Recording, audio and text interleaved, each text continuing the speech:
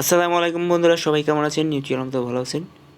তো আমি ভালো আছি। আমি আপনাদের সাথে রয়েছি মোহাম্মদ রিয়াজ। আপনারা দেখছেন অনলাইন হেল্প 106। আজকে আমি আপনাদেরকে একটি নতুন ভিডিও নিয়ে হাজির হয়েছি। তো সেটি ভিডিওটি অবশ্যই আপনাদের একটি হেল্পফুল ভিডিও হবে। আপনারা অবশ্যই ভিডিওটি কেউ স্কিপ না করে সম্পূর্ণ দেখার চেষ্টা করবেন।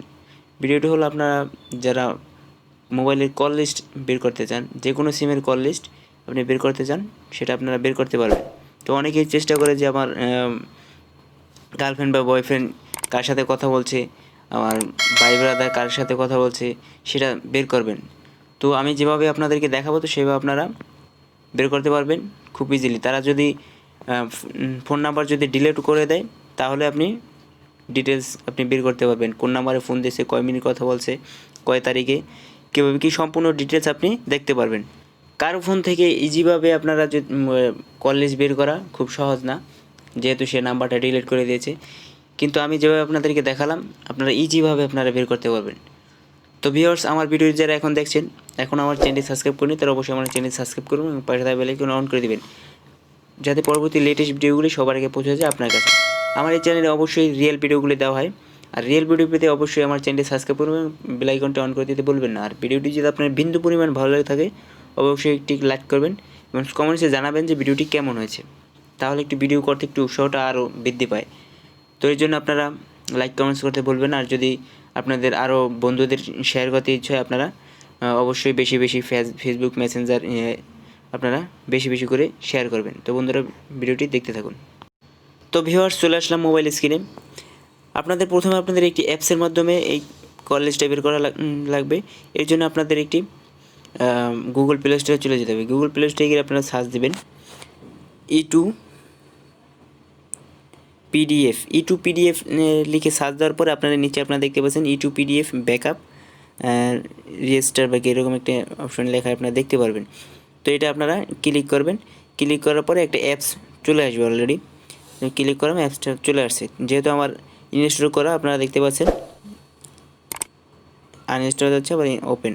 তো আমি অ্যাপসটি ইনস্টল করব।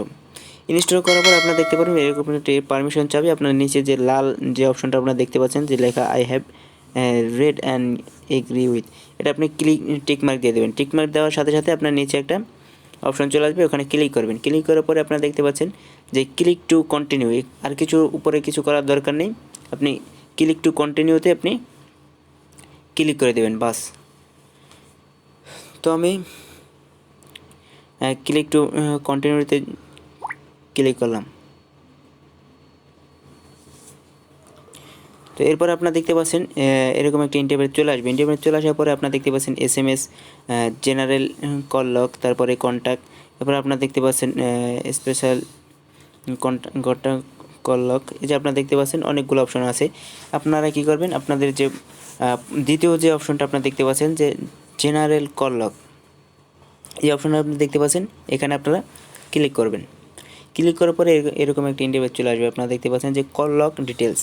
আপনারা দেখতে পাচ্ছেন 5 জানুয়ারি 2020 থেকে 5 জানুয়ারি 2021 পর্যন্ত। যেহেতু আজকে 5 তারিখ আমি ভিডিওটা শুটিংটা করেছিলাম। তো এরপরে আপনারা দেখতে পাচ্ছেন যে 2020-এর 5 জানুয়ারি। তো এই এক বছরের ভিতরে যদি আমি কোনো কথা বলে থাকি, সমস্ত ডিটেলস চলে আসবে। তো যেহেতু আরেকটি নির্দেশনা আছে, সেটা আমি আপনাদেরকে অবশ্যই কেউ ভিডিওটি স্কিপ করবেন না, কারণ এই নির্দেশনা অবশ্যই আপনাদের জানানো দরকার। না হলে কিন্তু আপনারা কমেন্টসে অনেক কিছু বলতে পারেন যে আমার কেন আসে না, কেন কল লিস্ট আসে না। আপনার ফোন যদি রেজিস্টার মারা হয়, আপনি 3 মাস আগে যদি ফোন রেজিস্টার মারেন, তারপর কিন্তু ওই রেজিস্টার মারার পর দিন থেকে কল লিস্ট আসবে, কিন্তু তার আগে কিন্তু আসবে না। এই কথাটা কিন্তু অবশ্যই মাথায় রাখবেন। আপনি ফোন রেজিস্টার মারার পর থেকে আপনি যত কথা বলেন, সেই কথা বলার পর থেকে আপনি কল লিস্টটা দেখতে পারবেন। যদি আপনার ফোনটি যদি 1 বছরেও যদি রেজিস্টার মারা না হয়, আপনি 1 বছরের ডিটেলসে আপনি দেখতে পারবেন। তো এখানে আপনারা দেখতে পাচ্ছেন 5 নভেম্বর 2020। এরপর আপনার প্রথম যে অপশনটা আপনারা সিলেক্ট করবেন। সিলেক্ট করার পরে এখানে যে একটা ফাইলের নামটা দিতে হবে। তো আমি ABCD দিয়ে আমি এক্সপোর্ট টু PDF আমি এখানে ক্লিক করলাম। ক্লিক করার পরে এরকম একটা অপশন চলে আসবে। তারপরে সবগুলো অ্যালাউ করে দিলাম, সবগুলো পারমিশনগুলো অ্যালাউ করে দিলাম। আপনারা অ্যালাউ করে দিবেন।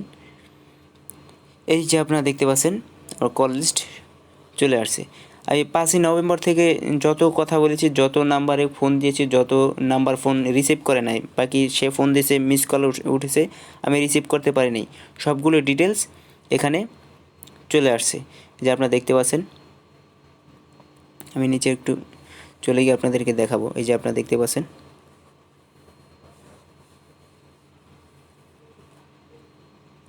সবগুলো ডিটেলস।